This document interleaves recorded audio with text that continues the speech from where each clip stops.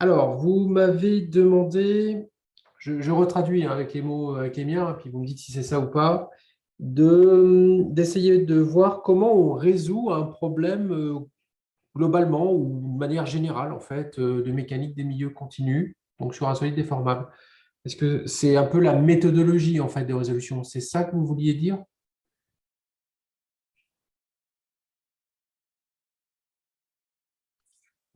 C'était Non, pas, pas exactement ça. je sais pas quand on en avait parlé, peut-être j'avais loupé une partie, mais ouais, c'était en fait une méthodologie en fin de compte pour résoudre l'exercice. Ouais, donc oui, c'est à peu près ça. Ouais. D'accord. Alors, on peut le faire effectivement sur un exercice d'examen. Sauf qu'à mon avis, l'exercice d'examen, il évalue pas que ça. Donc, ça va devenir, comment dire, cette partie-là de comment on résout un problème va devenir très annexe dans un exercice d'examen. Et donc, vous n'allez pas avoir une vue d'ensemble si je fais ça. Du coup, ce que je vous propose, c'est, on prend un exemple extrêmement simple. Quand je dis extrêmement simple, c'est-à-dire où il n'y a pas des calculs compliqués à faire qui viendraient nous polluer la compréhension générale du schéma. Et à ce moment-là, on s'exerce sur ce calcul extrêmement simple. Alors, l'idée ici, c'est de repartir sur cette frise-là, ce que j'appelle la frise du cochon, parce que sur cette frise, il y a tout, en fait, il y a tout le cours, absolument tout le cours. Donc, déjà, ce qu'il faut bien comprendre, c'est que le cadre en bleu et rose et vert, là, que vous avez sous les yeux, ce cadre-là représente le contour du volume élémentaire de référence. Et c'est un découpage qu'on a fait fictif du sous-domaine D à l'intérieur du cochon, le cochon étant le solide oméga qu'on va déformer. Ça va pour tout le monde, cette partie-là? Donc, on va vraiment travailler sur D, uniquement sur D. Et sur D, à sa surface, eh bien, la surface de D, on l'a décomposée dans le cours en plusieurs bouts. On l'a décomposée en un bout qu'on a appelé DU, qui est là. Ce DU, en fait, ce D rond DU, pardon, c'est la partie de la surface du solide sur lequel on va appliquer des déplacements. Alors, l'exemple que je voudrais traiter, il est extrêmement simple. C'est une éprouvette de traction. Voilà, 3D. Hein. Et ici, cette éprouvette, ici, sur cette face-là, elle est attachée au sol avec un encastrement. Et ici, là, alors ce n'est pas un vrai encastrement parce que je vais quand même laisser se déplacer mon solide suivant ces directions-là, dans ce plan-là. Voilà, il va pouvoir quand même se déplacer. Ce n'est pas un véritable encastrement. Et ici, là, j'ai un effort résultant imposé qui s'appelle F sur cette face-là, surface S. Donc, vous voyez que ici, si je voulais numéroter ou nommer en fait mes surfaces qui rentrent en jeu dans ma frise, eh bien, la face qui est là-dessous, celle-ci là, ça, c'est celle que j'appelle sur ma frise des ronds DU. Voilà. Et la face que j'aurai, par exemple, sur laquelle je vais appliquer mes efforts externes, c'est celle-ci là, c'est celle-là, c'est celle que j'ai appelée ici des ronds D à sigma. Ça, c'est mon sous-domaine D. Voilà. Et dans ce cas très particulier, en fait, mon sous-domaine D, c'est tout oméga. En fait, mon sous-domaine D, je peux prendre n'importe quel volume à l'intérieur de oméga, mais je peux prendre aussi tout oméga si je pense que c'est bien de prendre tout oméga, si par exemple je veux trouver un champ de contraintes. Ah, il y a Alexis qui veut encore entrer, mais tu es déjà là, Alexis. C'est Oui, c'est normal? normal. J'étais connecté sur mon téléphone, mais je trouve ça un peu petit en fait. Là. Donc je vais me Allez, connecter sur le PC. je te connecte sur l'autre aussi. Ça marche. C'est fait. Donc, du coup, ici, l'idée, c'est de voir donc ces surfaces-là, des rondés à sigma. Et alors, eh bien, ici, sur toutes ces autres faces-là, celle-ci, celle qui est là, celle-ci, ça représentait tout le volume, en fait, hein, cette flèche-là. Toutes ces surfaces-là, en fait, elles représentent en fait ce que j'ai appelé des ronds des grand B sigma. Ça. Alors ça, en fait, c'est ce qu'on appelle des surfaces libres sur mon éprouvette. Et une surface libre est caractérisée par le fait que la densité d'effort surfacique, TD, qui est égal à d de petit f extérieur sur ds, eh bien ça, c'est égal à 0, surface libre. Donc, ce que j'ai appelé d rond d b sigma, c'est la surface libre. J'aurais très bien pu le laisser dans d rond d a sigma, mais j'ai choisi de les distinguer parce que d rond a sigma, c'est quelque chose comme celle-ci, vous voyez ici, là, sur cette face-là, tout ça, là, sur cette face-là, eh bien, c'est là où j'applique mes efforts, en fait. Alors, pour reprendre des choses très claires, sur d rond sigma, d rond, pardon, du, c'est ce qu'on appelle des conditions limites de type Dirichlet. Et sur celle-ci, on va appliquer des conditions limites de type Neumann. Elles ont chacun leur petit nom. Conditions limites de Dirichlet, conditions limites de Neumann. Voilà. Donc, ça, ce sont les données de mon problème que je vais pouvoir explorer maintenant. La façon de résoudre un problème dépend de comment on arrive sur cette frise. Alors, on peut y arriver de plein d'endroits différents et ce que je vous propose, c'est qu'on explore en fait tous les endroits par lesquels on peut arriver. Le premier scénario, donc les scénarios, je vais les faire, on va les faire comme ça, on va les faire en vert, en bleu, en rouge. Le premier scénario, je peux par exemple partir du tenseur des contraintes. On part de là. Si je pars du tenseur des contraintes, j'ai certaines choses à respecter parce qu'il va falloir que je descende de ce côté-là pour pouvoir retrouver mes actions externes, par exemple. Et donc là, quand je fais ça, je vais être obligé de respecter ce qui a marqué là. L'équilibre sur la surface, l'équilibre dans tout le volume.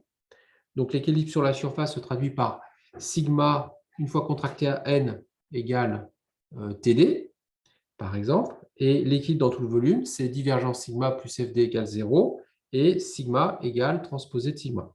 Ça, c'est l'équilibre dans tout le volume dV.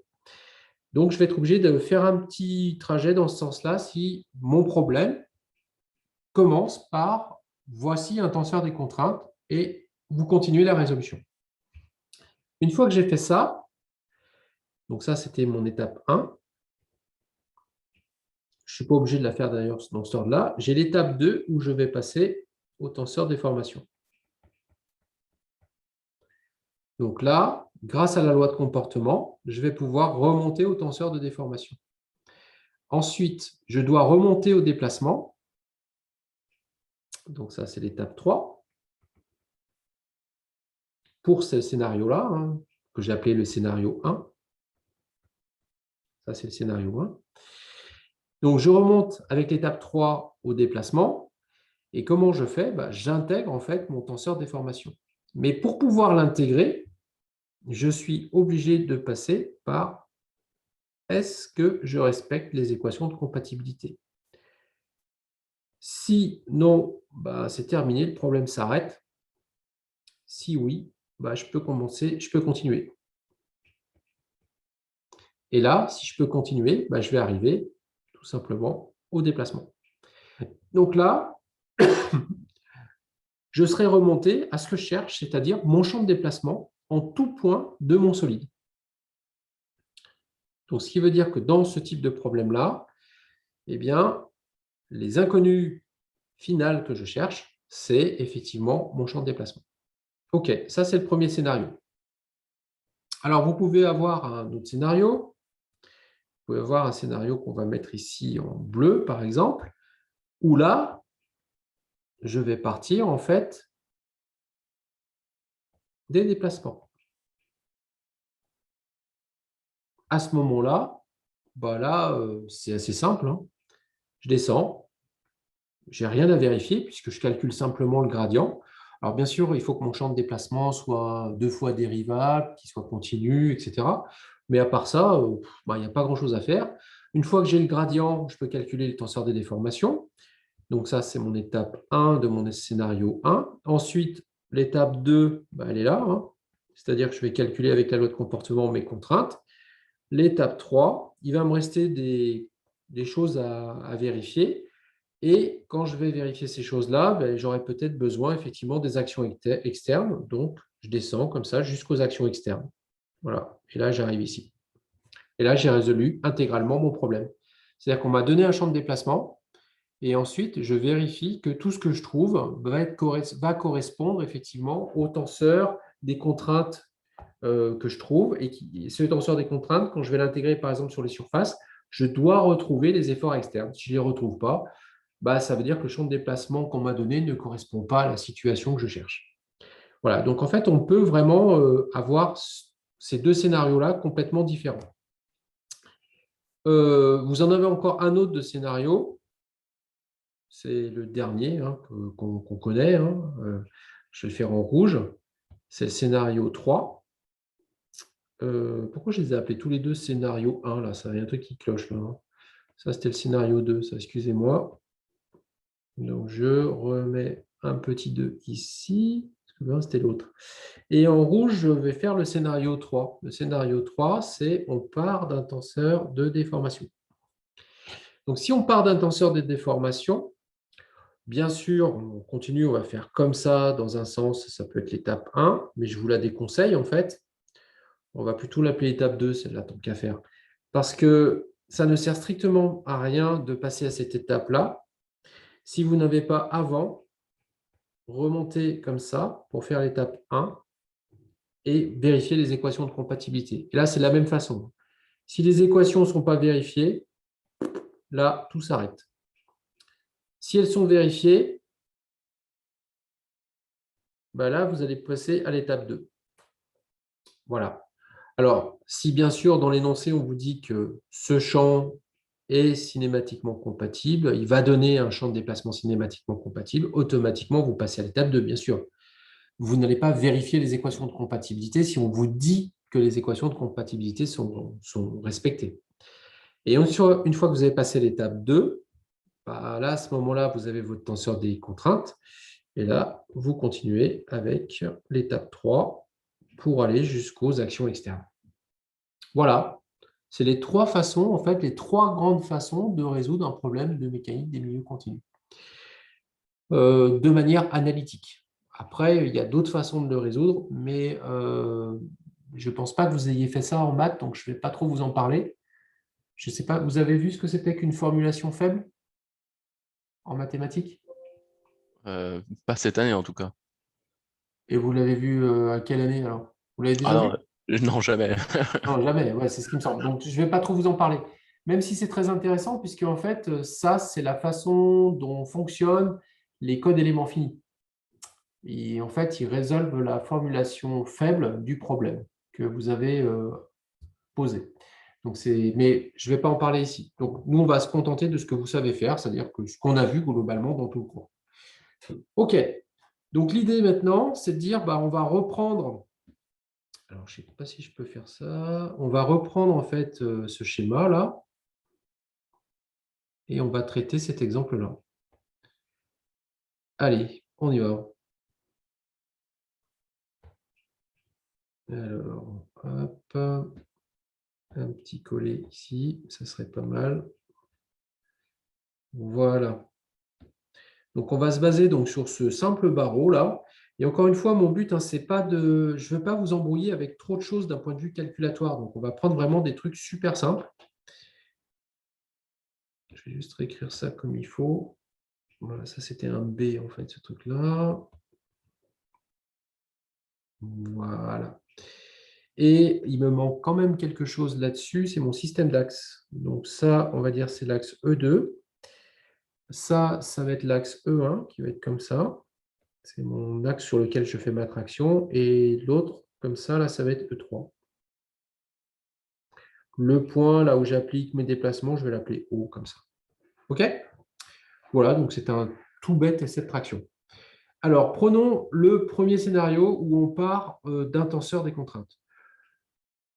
Alors, vous oubliez ce que vous savez sur la traction, hein, et votre tenseur des contraintes, donc scénario 1, on part du tenseur des contraintes. Là, on va faire une simplification, hein, mais la seule simplification qu'on va faire, c'est qu'on va dire qu'on suppose que ce tenseur des contraintes ne dépend pas de la position du point M ici, qui est quelconque à l'intérieur de mon domaine D. Donc, on part du tenseur des contraintes et on fait une hypothèse. Sigma, alors ça s'appelle homogène, c'est-à-dire en fait que sigma ne dépend pas de x1, x2, x3. Ce x1, x2, x3, ça, c'est les composantes du point M, en fait, qui est un point quelconque. C'est M à l'intérieur de mon sous-domaine D. Donc ça, c'est quelque chose que je vais faire pour me simplifier la vie. Puis, bien sûr, si ça ne marchait pas, à ce moment-là, il faudrait voir à utiliser un tenseur des contraintes qui soit un peu plus complexe. Mais si, par contre, j'arrive à le trouver avec cette hypothèse-là, le tenseur des contraintes que je vais trouver, s'il est statiquement admissible, c'est-à-dire qu'il résout les équations d'équilibre, si en plus le tenseur des déformations que je trouve résout les équations de compatibilité, eh bien, à ce moment-là, je saurai que c'est l'unique solution à mon problème. Donc, ça vaut le coup de tenter. Donc, l'idée, c'est de dire que voilà, on va dire que sigma, il s'écrit sigma 1,1, et sigma 1,1 n'est pas une fonction de x1, x2, x3. C'est une constante.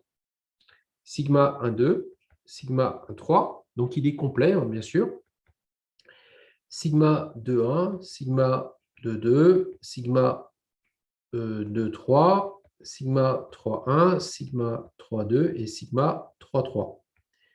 Alors, tant qu'à faire, vu que c'est moi qui ai choisi ce tenseur des contraintes, je ne vais pas choisir un tenseur des contraintes qui n'est pas symétrique. Donc, je choisis sigma tel que sigma, c'est la transposée de sigma. Concrètement, ça veut dire que sigma 2,1 va être égal à sigma 1,2 et que sigma 1,3 va être égal à sigma 3,1 et que sigma 2,3 va être égal à sigma 3,2. Voilà. Donc ça, c'est mon point de départ. Alors, vous voyez qu'il y a des hypothèses, il faut faire attention hein, dans ce que je viens d'écrire. Il y a une hypothèse là, qui est très forte. Et puis, il y a une hypothèse là, sur ce point-là, puisque en fait, je fais l'hypothèse qu'il est symétrique. Alors, je la fais tout de suite. Du coup, ça veut dire que maintenant, si je veux savoir si ce tenseur des contraintes est cinématiquement admissible, statiquement admissible, pardon, il ne me reste plus qu'un truc à vérifier. Donc, on vérifie ça tout de suite. On vérifie que divergence de sigma plus les efforts à distance, les actions volumiques à distance, le tout, ça doit être égal à 0 en statique. Alors, la première chose en fait, que je dois faire ici, le calcul de la divergence, il est très vite fait, puisque en réalité, tous mes termes sont constants, ils ne dépendent pas de x1, x2, x3. Donc, comme sigma ne dépend pas de x1, x2, x3, globalement, hein, la divergence de sigma, elle est égale à 0. Alors, ça me pose quand même un problème parce que ça veut dire que du coup, mes actions à distance, comme par exemple le poids, dans mon problème, je ne peux pas en tenir compte. Sinon, mon tenseur des contraintes est faux. Déjà, il ne respecterait pas divergence sigma plus fd égale 0. Du coup, on rajoute une hypothèse. Et l'hypothèse qu'on rajoute, si on veut faire ce calcul-là dans un premier temps, eh bien, c'est qu'on néglige le poids propre.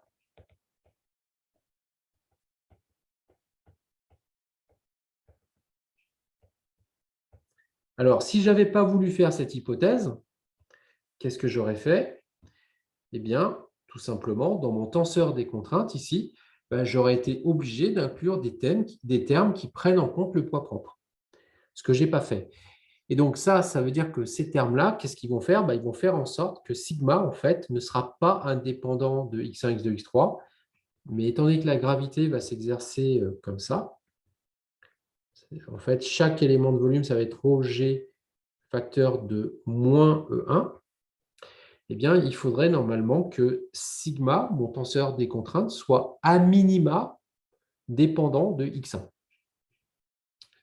Ça complique les calculs, donc on pourrait le faire, hein, et à ce moment-là, eh bien, on trouverait un tenseur des contraintes qui respecterait ça.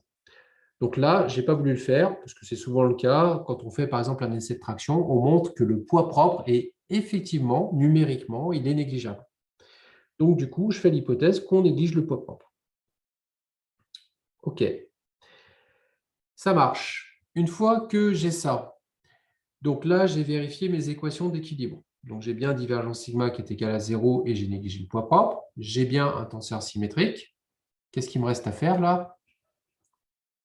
Une fois que j'ai fait ça, si je veux continuer à vérifier toutes mes hypothèses d'équilibre, qu'est-ce que je dois vérifier d'autre?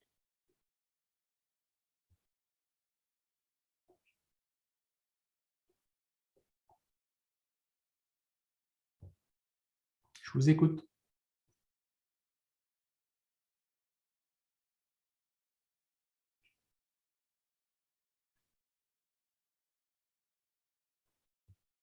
On n'a fait que ça, hein. On a fait déjà ça plein de fois, hein. Il n'y a aucune surprise là, hein.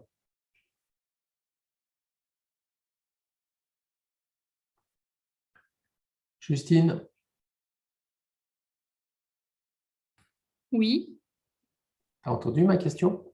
Non, justement. Ah. Quelles hypothèses je dois vérifier en plus?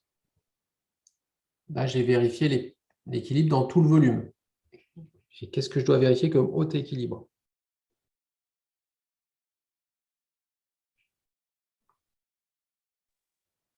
Hmm.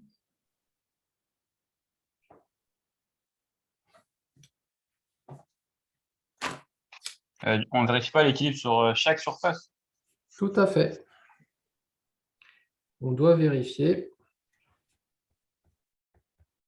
l'équilibre, cette fois-ci, sur chaque surface du solide.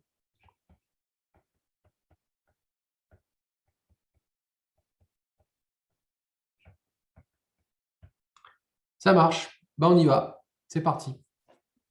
Alors, on va les faire dans l'ordre, hein. On va faire cette première surface-là. Ici, je vais la faire en jaune. Hop, hop, hop, hop, pardon. Hop. Donc, c'est cette surface-là, là, en jaune. Voilà. Donc, sur cette surface jaune qui est ici, je vais avoir cette surface, elle a pour normale n qui vaut E1. Le point M sur cette surface, ses coordonnées, c'est quoi? Si par exemple, je dis que tout mon... Oh là, qu'est-ce qui se passe là? Toute mon éprouvette fait une longueur ici, L. Donc un point quelconque sur cette surface, c'est quoi ces coordonnées? L, X2, X3. Regarde bien le schéma. Non, tu as raison. L, X2, X3. Je suis d'accord. Ensuite, du coup, que vaut sigma?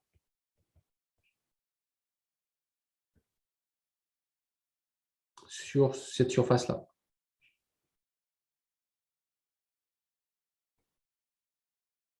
Il vaut quoi?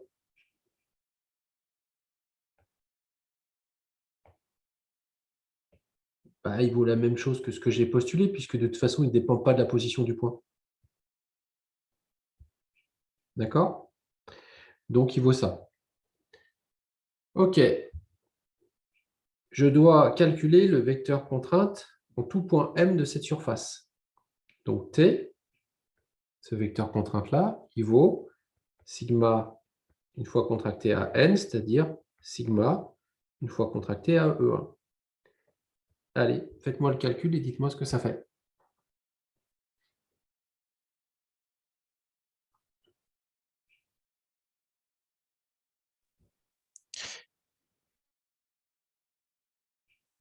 On l'a déjà fait plein de fois, ça, hein. Mais monsieur, ça fait pas 0 tout simplement, ça? Pourquoi? Parce qu'on a que des constantes. Ah non, voilà, j'ai dit une grosse connerie, là. On va oublier ce que je viens de dire. Vu qu'on ne dérive pas, non, enfin, Oui, ça oui, fait c'est pas pour ça. 0, hein. Ça fait pas 0 du tout, hein. Donc là, j'ai 3 composantes à calculer qui valent du coup.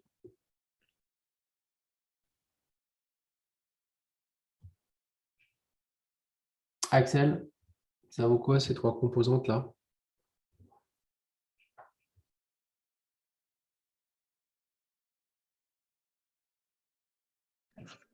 J'aurais dit sigma 1,1 Sigma 1,1, ouais. plus sigma 1,2 et sigma. Bah non, en fait, sigma 1,1, sigma 1,2 et sigma 1,3. Tout à fait. Et là, ça, c'est les composantes de mon vecteur dans la base EI. Ouais, c'est ça. Si je veux que mon équilibre de ma surface soit respecté, ça doit être égal à TD. Et TD, je vous rappelle que, en fait, ce truc-là, c'est quoi?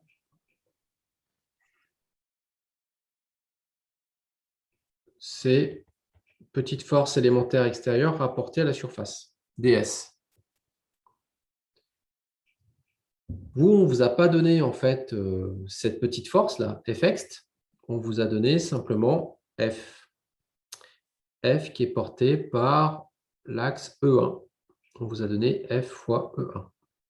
Mais ce F fois E1, c'est l'intégrale sur ma surface de tous les petits D de Fx. Voilà, sur ds fois ds. Mais ici, en fait, on va considérer donc les d petites fx là, eh bien, ils sont constants, quel que soit l'endroit où je suis. J'ai vraiment en fait une charge constante, une pression constante, et cette pression constante, eh bien, je vais l'intégrer sur la surface. Donc, à la fin, ce truc-là, ça va valoir quoi?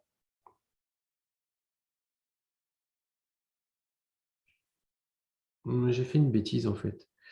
Non, non, excusez-moi. Hop, hop, hop. Ça, c'est ça, pardon. Je vais y arriver.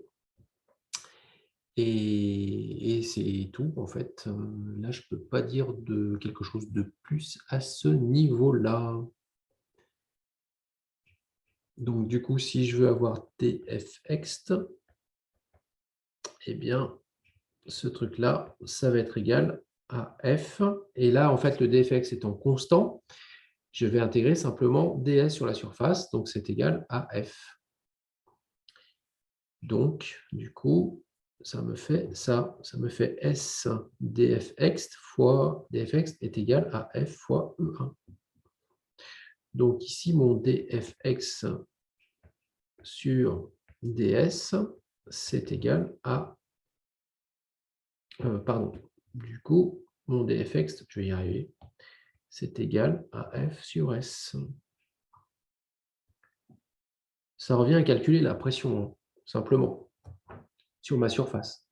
Le dfx, en fait, c'est un effort par unité de surface. Donc, c'est simplement des newtons par des mètres divisé par des mètres carrés. Donc, mon TD ici, qui vaut dfx sur ds, eh bien, quand je vais l'intégrer, je vais trouver f sur s. OK.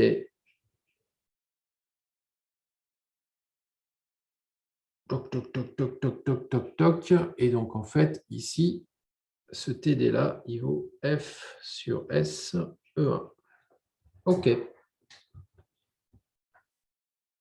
Du coup, ça veut dire quoi? Ça veut dire que ça va entraîner que sigma 1,1 E1 plus sigma 1,2 E2 plus sigma 1,3 E3 est égal à F sur S E1. Ça, c'est grâce aux conditions limites. Alors, je pourrais mettre plus 0 fois E2 plus 0 fois E3. Donc, la conséquence par identification, puisque ça, c'est le même vecteur, mais qui est dans la même base, mais vous n'avez pas les mêmes composantes, on peut identifier chaque composante les unes après les autres. Ça va entraîner que sigma 1,1 va être égal à F sur S. La deuxième, ça va être que sigma 1,2 va être égal à 0. Et la troisième, sigma 1,3 est égal à 0. Donc là, j'ai déterminé sigma 1,1, sigma 1,2 et sigma 1,3. OK. Ensuite, une fois que j'ai fait ça, j'ai fini pour cette surface-là. Je n'aurai pas plus d'informations. Donc maintenant, je vais aller regarder, par exemple, les faces qui sont portées par la normale E2. Donc, on continue. Je vais faire une autre face. Donc, cette fois-ci, je vais regarder la face portée par la normale E2. Donc, je la dessine en rouge. Elle est là. C'est celle-là que je vais regarder maintenant. Donc, sur cette face-là, bah, je refais pareil. Là, j'ai ma normale qui est égale à E2. Mon point M, bah, il va être en fait quelconque en X1. Il va être avec une certaine valeur suivant E2, ça va être par exemple A sur 2. Si A, on va dire que ça, c'est une section carrée. Donc là, je vais avoir A, et là, je vais avoir A. Voilà. Et ici, là, je vais avoir X3. OK. Donc, on y va. Et là, sur cette partie-là, je sais déjà que c'est une surface libre. Donc, j'ai TD qui est égal à 0 cette fois-ci. Donc, on fait le même calcul. T, le vecteur contrainte, c'est sigma une fois contracté à n, donc c'est sigma une fois contracté à E2, la normale. Donc ça, on fait exactement la même chose. On va trouver cette fois-ci que ça vaut sigma 1, 2, sigma 2, 2, sigma 2, 3. Et ça, c'est égal à TD qui est égal à 0. Donc, vous en déduisez immédiatement que sigma 2, 2 est égal à 0. Sigma 1, 2 égale à 0, ça on le savait déjà. C'était là. Donc, ce n'est pas la peine de le remettre. Mais surtout que sigma 2, 3 est égal à 0. Vous pouvez faire exactement la même chose pour la face qui a pour normale E3. Donc, c'est la face qui est à l'arrière de mon éprouvette ici. Et vous allez trouver, donc ça, c'est une face que je ne dessine pas. Voilà. Là, c'est M qui a pour normale E3. C'est aussi une surface libre.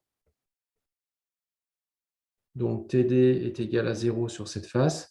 Et ça va simplement vous donner que sigma 3, 3 est égal à 0.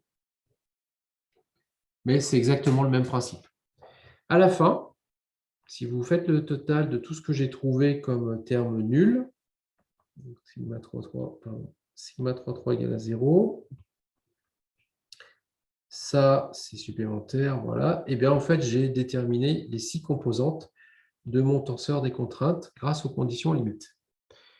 Et donc, mon tenseur des contraintes, sigma, du coup, va s'écrire simplement sigma 1, 1, 0, 0, 0, 0, 0, 0, 0, 0, dans EI tensoriel EJ, c'est-à-dire, je peux l'écrire autrement, puisqu'en plus je sais que sigma 1, ça vaut F sur S, donc F sur S, 0, 0, 0, 0, 0, 0, 0. Voilà. Et ça, c'est la même chose que d'écrire F sur S, E1, tensoriel E1. Voilà mon tenseur des contraintes.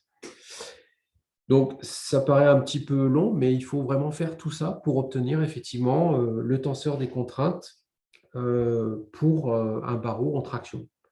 Je ne sais pas encore si effectivement ça va répondre à toutes mes interrogations, parce que dans le scénario que je vous ai présenté, là, je suis parti donc du tenseur des contraintes, donc je suis dans le scénario 1.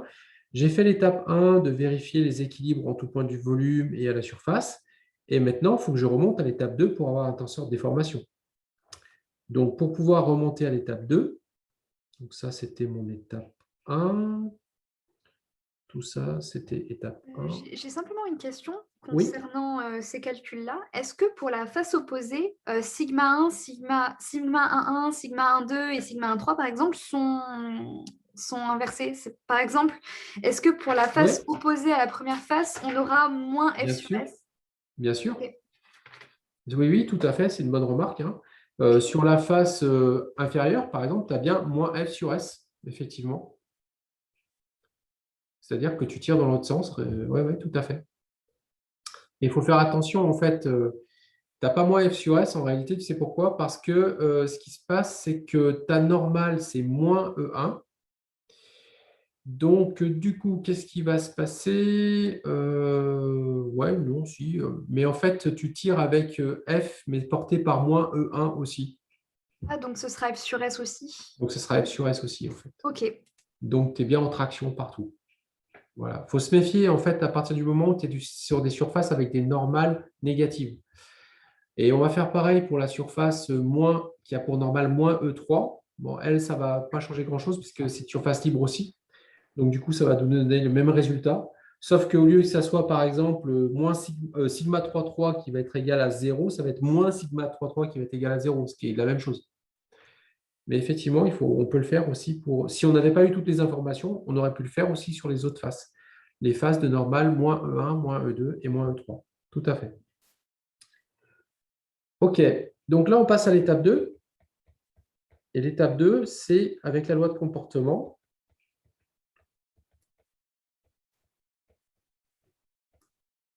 Eh bien, qu'est-ce qu'on va obtenir avec cette loi de comportement? On va pouvoir passer directement aux déformations. Donc, on y va.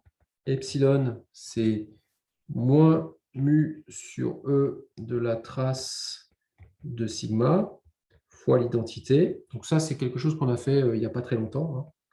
2 mu epsilon. On y va. Donc,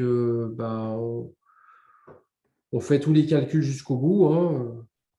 Epsilon, du coup, ça fait moins… La trace, en fait, ça fait moins mu sur E. Donc, la trace de sigma, ici, elle se limite à sigma A1. Donc, on n'a rien d'autre. Donc, on a sigma A1. Voilà, ça, c'est la trace de sigma. Mais il faut multiplier par l'identité. Donc, l'identité, c'est E1 tensoriel E1 plus E2 tensoriel E2 plus E3 tensoriel E3. Voilà, ça, c'est mon identité. Et puis ensuite, j'ai plus… je me suis trompé là, excusez-moi. Je me suis trompé, là, j'ai mélangé deux relations. Hop, je mets la bonne. Et là, c'est 1 plus nu sur E sigma, pardon. Moi, je me disais, il y a un truc qui ne va pas. Et là, il me reste bien sûr le 1 plus nu sur E de sigma, c'est-à-dire sigma A1, E1, tensoriel E1. Voilà. Une fois que vous arrangez ça, vous allez trouver que ça fait sigma 1,1 sur E, E1 tensoriel E1, moins mu sur E, facteur de… il y a un truc qui manque là, qui ne va pas. Ouais, il manque un sigma 1,1, là, ça ne va pas du tout, ça. Moins mu sur E, sigma 1,1, et c'est ma correction qui est fausse. Le tout facteur de E2 tensoriel E2 plus E3 tensoriel E3. Voilà, ça c'est ce qu'on trouve pour epsilon. Bon, si vous voulez le mettre sous forme matricielle, vous avez en fait un paramètre qu'on va appeler sigma sur E. Voilà. Ce truc-là, après, par la suite, je vais l'appeler K. Ce sera plus simple. Et multiplié par les composantes, donc qui sont 1, 0, 0, 0, moins nu, 0, 0, 0, moins nu, coefficient de Poisson. Voilà, ça, c'est le tenseur de déformation. Ce tenseur de déformation doit respecter les équations de compatibilité. Sinon, ça veut dire que mon hypothèse sur le tenseur des contraintes de départ est totalement fausse.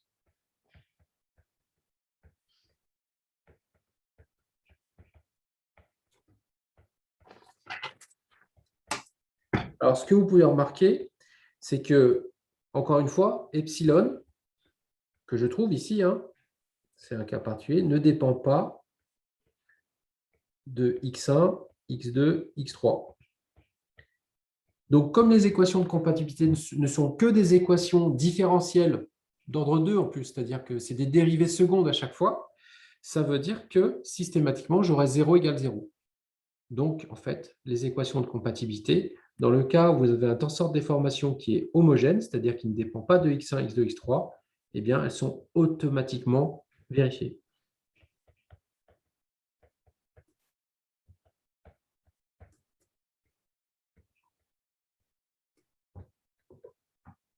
C'est pour ça qu'on aime bien les tenseurs homogènes, hein, constants, quel que soit le point dans le solide. Voilà, donc ça fait ensuite quelque chose en moins. Une fois que vous en êtes là, eh bien, on passe à l'étape 3. L'étape 3, c'est celle que vous aviez à voir tout seul, puisque ça, c'est dans les diapos de démonstration. C'est comment on fait pour passer d'un tenseur déformation à un tenseur un champ de vecteurs, un champ de déplacement. Un champ de vecteurs de déplacement. Donc ici, en fait, on va chercher U. Que vaut U? Alors, il y a une particularité, c'est qu'ici, on a un tenseur de déformation qui est diagonal. Donc, du coup, ici, n'oubliez pas que ça, c'est la partie symétrique du gradient. Ça veut dire que la partie antisymétrique,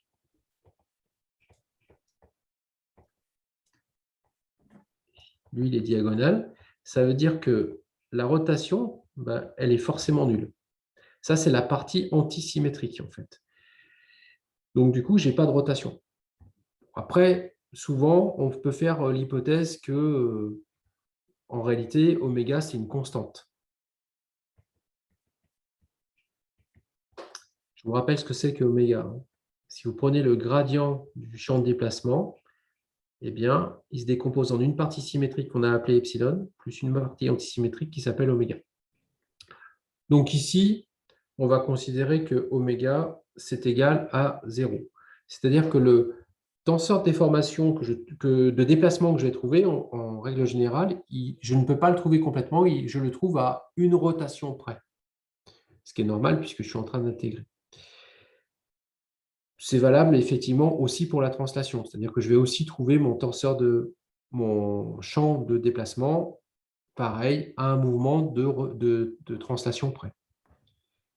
Donc, si oméga est égal à 0, à ce moment-là, mon gradient de U, il est égal, ça vous le savez déjà, à d2u1 sur dx1, d2u1 sur dx2, d2u1 sur dx3, d2u2 sur dx1, d2u2 sur dx2, d2u2 sur dx3.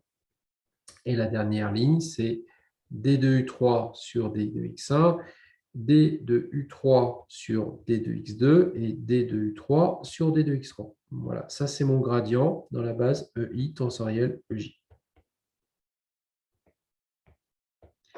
Ce gradient, il est égal, comme c'est écrit ici, à epsilon plus un tenseur nul.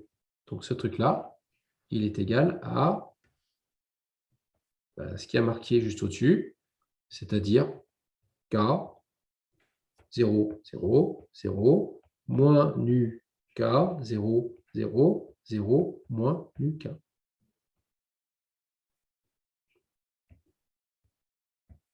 Ça, c'est epsilon. Je n'ai pas mis oméga, puisque oméga, en fait, ce n'est pas un égal, c'est un plus. Je n'ai pas mis oméga, parce qu'on l'a pris égal à 0. Alors, en réalité, il est égal à 0 parce qu'epsilon est diagonal, en fait. Donc, ici, c'est immédiat. Monsieur, j'ai pas très bien compris là, votre transformation entre epsilon et entre l'epsilon d'en haut et l'epsilon d'en bas. Là.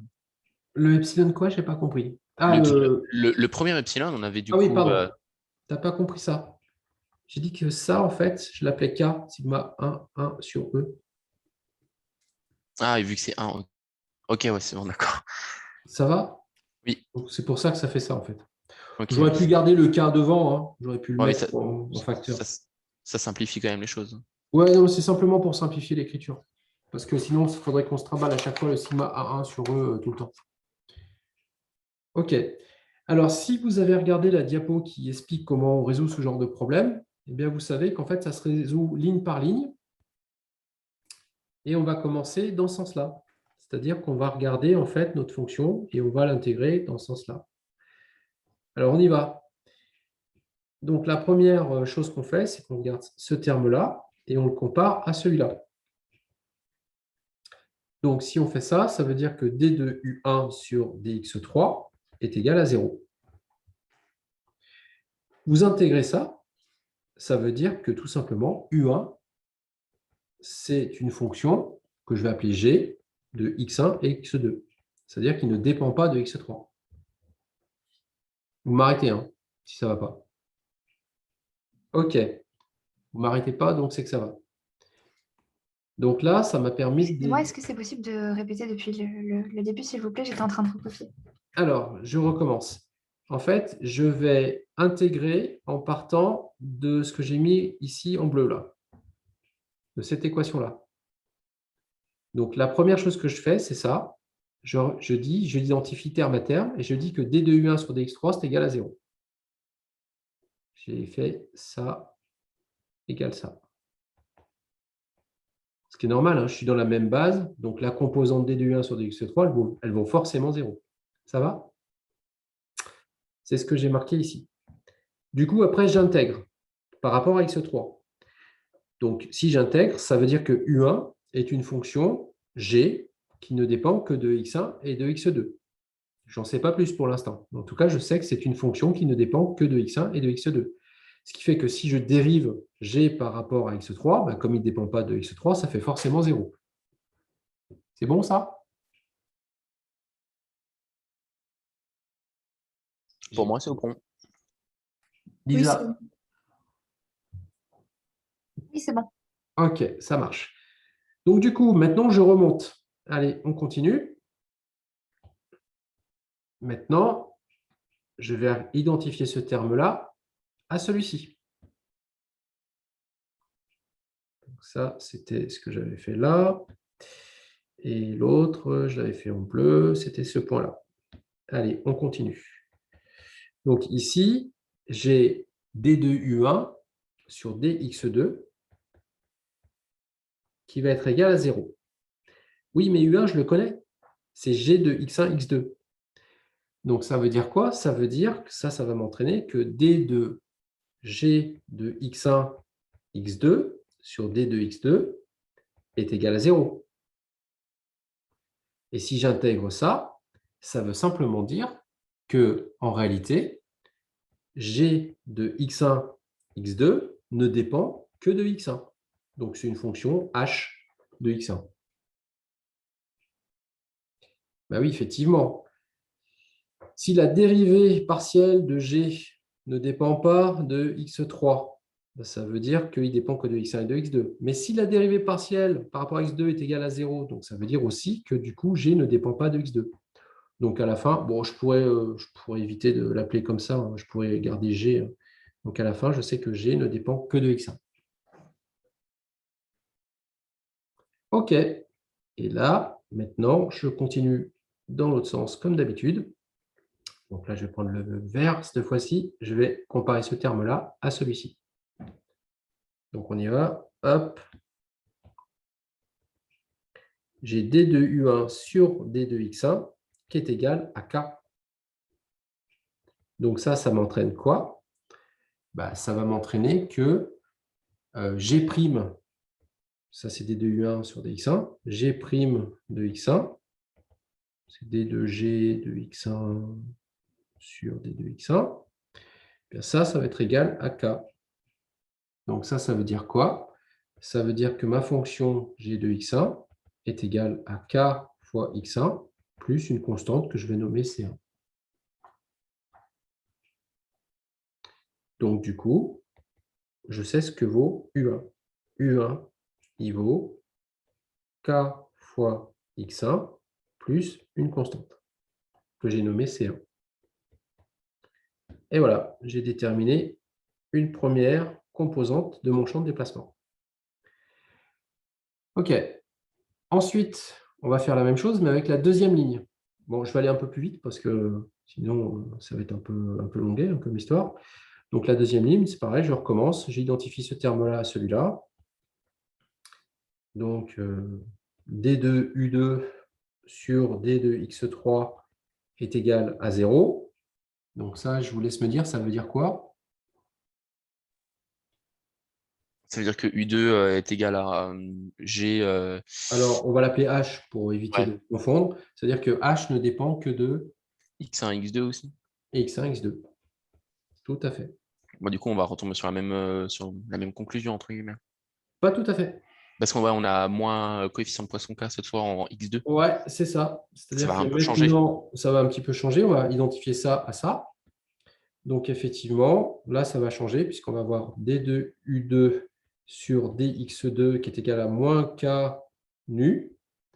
Et donc, du coup, à la fin, ça veut dire que on va trouver, ça va être un peu la même chose, hein, on va trouver que U2, ça va être égal à moins nu k, je l'ai mis dans l'autre sens, x2 plus une constante, C2. C'est le même principe. Hein. Alors, après, on peut vérifier que, après coup, hein, si vous dérivez D2U2 par rapport à X1, ce D2U2 que je viens de trouver, vous trouvez 0. Ça vérifie bien la dernière relation qui est là. D2U2 sur DX1 égale 0. Ça marche? Oui, effectivement, vous avez quelque chose qui ne dépend pas de X1, donc forcément, si vous le dérivez par rapport à X1, vous trouvez 0. OK. De la même façon, on va faire la troisième ligne. Hein. Donc, on va partir de là. Alors là, ça va être un petit peu différent aussi, mais en fait, on va trouver la même chose. Et on va trouver, au final, je ne vous le fais pas, hein, c'est exactement la même démarche, on va trouver moins mu kx3 plus c3. Voilà. Donc, mon champ de déplacement est entièrement, puisque j'ai 3 composantes sur mon champ de déplacement, si vous regardez bien, en fait, j'ai U qui est égal à kx1 moins nu kx2 moins nu kx3 plus un vecteur C1, C2, C3. Ça, c'est une translation. Donc, ça veut dire que mon champ de déplacement, en fait, est donné à une translation près. Comment est-ce que je fais si je veux trouver ce que valent C1, C2, C3? Eh bien, j'utilise les conditions de Dirichlet. Les conditions limites de Dirichlet. Et les conditions limites de Dirichlet, je ne sais pas si vous vous souvenez, elles sont tout là-haut. Eh bien, les conditions limites de Dirichlet, eh bien, c'est que vous avez U en 0, le point en haut, le point qui est là, pardon, qui est égal à 0, à cause de mon encastrement. Donc, ça veut dire que en fait, c'est U en 0, 0, 0, du coup, qui est égal à 0. Donc, si vous regardez bien, si je prends U de 0, 0 est égal à 0, eh bien, ça va me donner que U, c'est simplement kx1 moins mu kx2 moins mu kx3. Je remplace le k par ce que j'avais mis au tout début. C'était sigma A1 sur E. Mais sigma A1, c'était F sur S. Donc, à la fin, j'obtiens F sur S, sur ES, pardon. Voilà.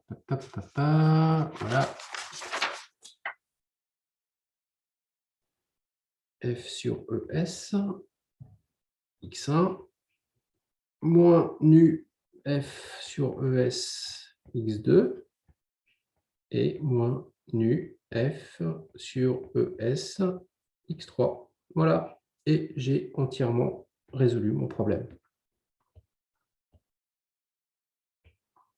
Bon, encore une fois, c'est un exemple tout bête, hein, donc c'est fait exprès, c'est pour ne pas passer trop de temps à faire des calculs. Hein.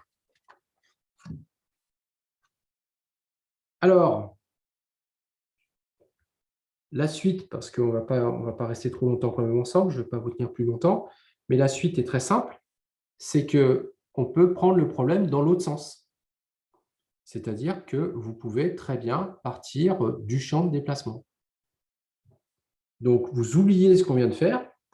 Et comment est-ce qu'on donne ce champ de déplacement? On le donne par l'observation. Souvent, on fait une mesure, on s'aperçoit que effectivement, le déplacement va dépendre, va être proportionnel en fait à l'effort.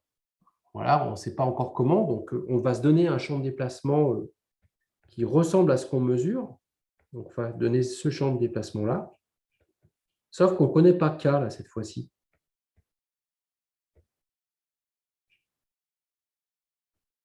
Alors, normalement, on ne connaît même pas nu, hein, donc il faudrait donner un autre paramètre à la place de nu. On pourrait l'appeler L ou B, ce que vous voulez. Du coup, il faudrait aussi déterminer ce que vaut B. À la fin, on trouverait qu'il vaut nu, effectivement. Je vais le faire hein, comme ça, c'est quand même plus simple. Voilà, tac, tac. On va l'appeler B, en fait, le paramètre qu'on a là. Parce qu'effectivement, c'est ce qu'on constate quand on fait une mesure. Donc là, on fait l'inverse de ce qu'on a fait tout à l'heure. Hein. Ça, c'est le scénario que j'ai appelé le scénario 2, il me semble. Je vérifie. Ouais, c'était le scénario. On est parti des déplacements. Et on postule la forme du déplacement. On postule la forme du déplacement.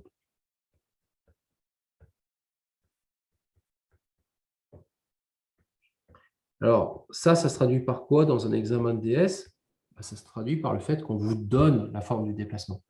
On ne va jamais vous faire postuler un déplacement vous-même parce que c'est ce qu'il y a de plus compliqué. Et puis, il faut avoir fait de l'observation, faire de la mesure sur une éprouvette en traction. Et c'est ce qu'on n'a pas le temps de faire en fait dans un examen. Donc, toute la partie, on va dire, modélisation, on vous la donne. Donc, en général, ça, il faut le prendre comme une donnée. Une fois que c'est fait, vous déroulez la frise dans l'autre sens. Et alors là, pour le coup, ça va extrêmement vite.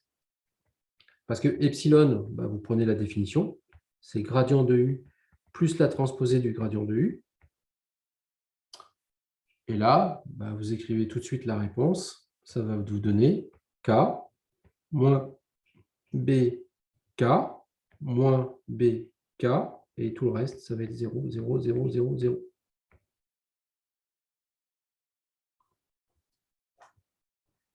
Ça marche? OK. Donc, une fois que vous avez fait ça, eh bien, vous allez pouvoir passer ensuite à sigma avec la loi de comportement. Mais cette fois-ci, vous allez utiliser la loi de Lamé. Lambda égale, ça va faire lambda fois K.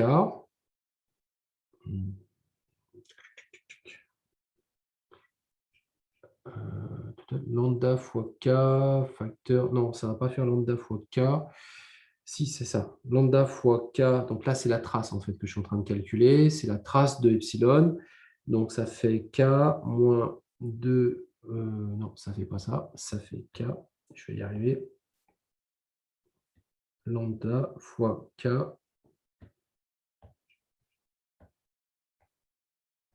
Facteur de 1 moins 2B fois l'identité. Voilà, plus 2 nu fois epsilon complet. Voilà. Et donc là, vous allez pouvoir passer à sigma. Alors, il va falloir du coup que vous arriviez à jongler entre lambda nu et E. Et c'est comme ça que vous allez retrouver à la fin votre tenseur des contraintes qui va valoir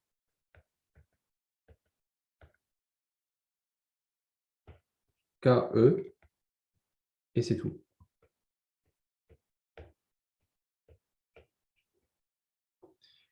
Alors, ce n'est pas aussi simple que ça parce qu'il va falloir aussi que vous fassiez l'hypothèse, enfin, vous allez le définir comme ça.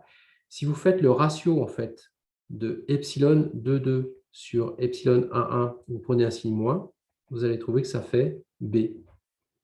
Et ça vous dit que B, du coup, c'est le coefficient de Poisson. Donc ça, c'est indispensable. Il faut, pour pouvoir arriver à ce résultat-là, là, que je suis en train d'écrire, eh bien, il faut que vous ayez montré que B, en fait, c'est le coefficient de Poisson. Parce qu'en fait, il est aussi égal à la même chose, hein, c'est-à-dire que si vous faites moins epsilon 3,3 sur epsilon 1,1, vous devez aussi trouver B. Ça, c'est la définition du coefficient de Poisson. Donc, vous pouvez directement dire B, par définition, c'est le coefficient de Poisson. Et une fois que vous avez fait ça, vous faites tous les calculs. Alors là, j'ai oublié, enfin, je n'ai pas mis beaucoup d'étapes, là, hein, bien sûr, pour faire le calcul. Donc, ça, vous le vérifiez et vous allez trouver sigma qui vaut ça. Une fois que vous avez trouvé que sigma vaut ça, très facile de vérifier que divergence de sigma égale 0. C'est un terme constant et on néglige les actions de volume à distance.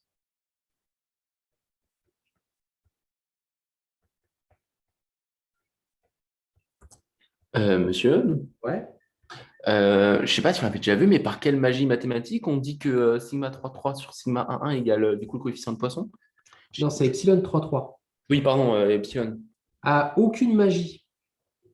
Ça, ces deux choses-là, là, Mhm. c'est la définition du coefficient de Poisson.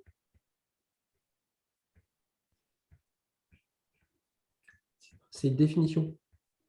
En fait, le coefficient de Poisson, c'est le rapport entre epsilon 3,3 et epsilon 1,1 à un signe près, avec un signe négatif. Et c'est pareil pour epsilon 2,2 et epsilon 1,1. Tu dois retrouver la même chose. Donc, en fait, Ok. c'est comme ça. C'est par définition que tu identifies que B, c'est bien le coefficient de Poisson. Ah Ça ouais. va? Ok, ouais. Voilà. Donc, c'est pas magique, hein. C'est une définition, en fait. Oui, ok, ouais. C'est une définition. OK. Donc, cette divergence, on peut vérifier qu'effectivement, elle est nulle. Et puis ensuite, vous allez identifier. C'est-à-dire que vous allez écrire effectivement l'équilibre sur les faces. Et la face qui va nous intéresser, c'est sigma fois E1 qui est égal, en fait, du coup, à K fois E, 0, 0. Voilà. Et ça, c'est égal à TD, qui est égal à F sur ES, qui est égal à F sur S, pardon.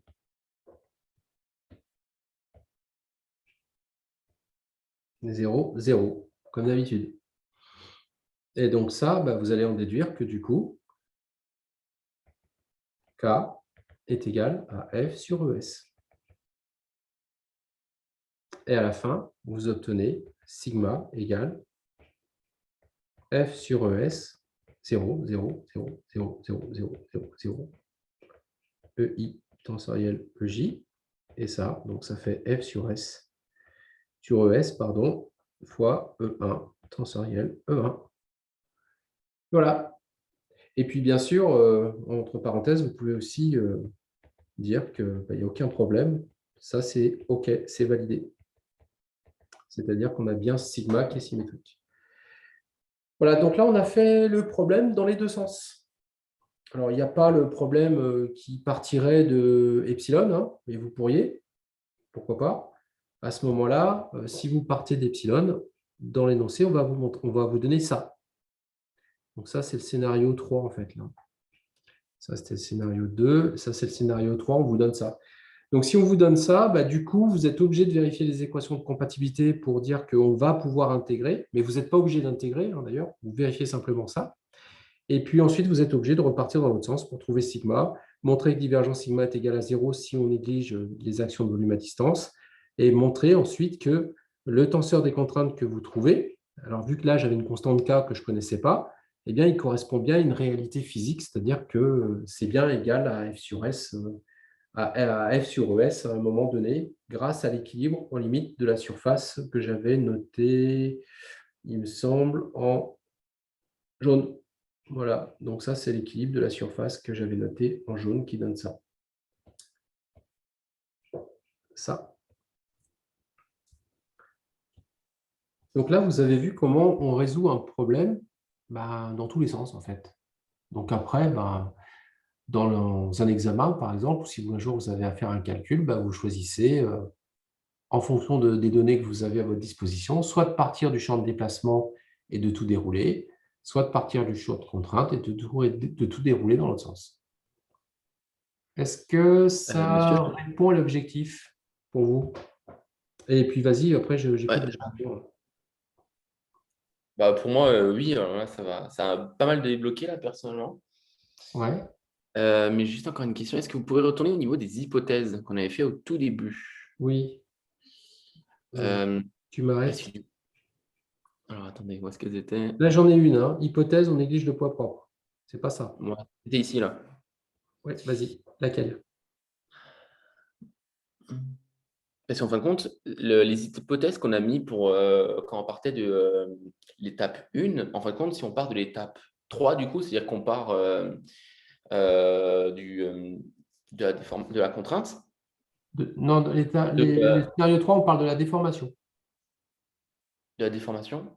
Ah Ouais. non, c'est pas l'étape 3 alors que je parle. L'étape 2 alors.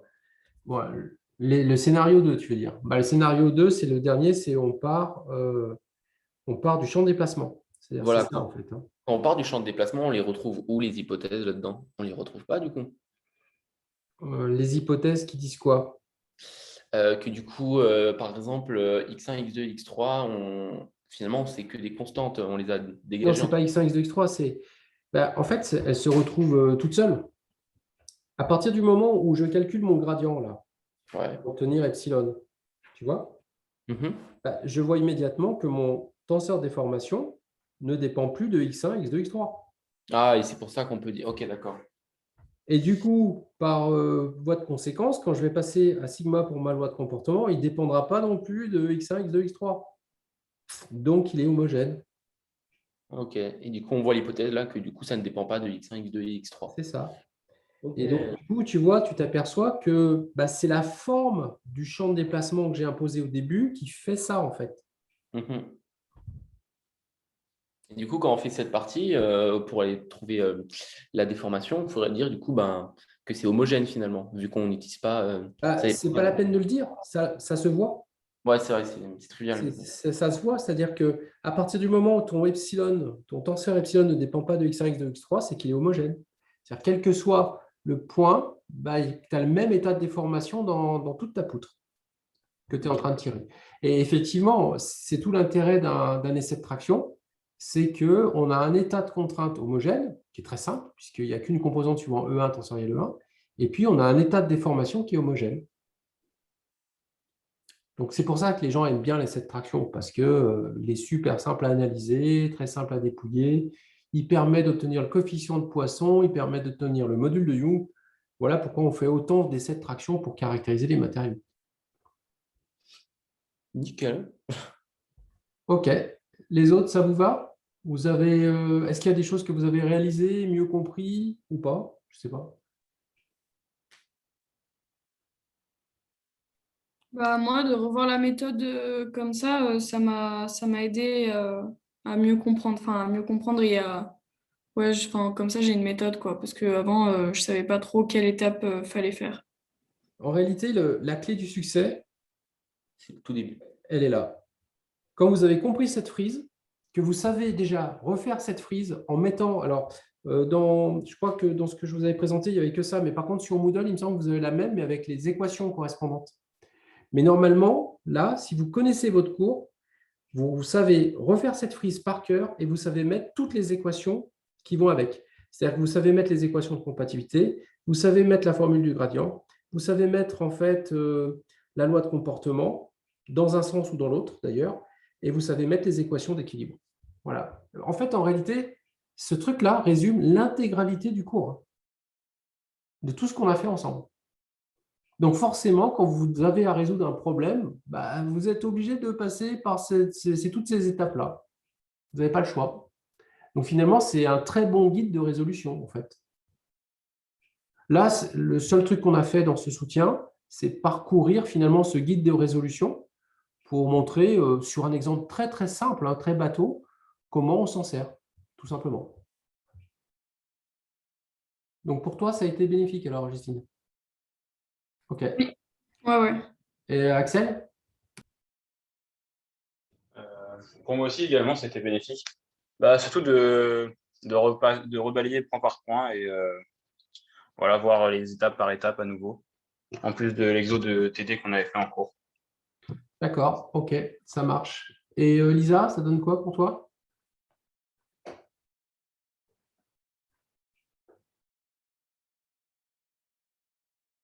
Lisa, on ne t'entend pas là. Lisa est déjà partie en pause là, c'est bon. Ah. OK, ça marche.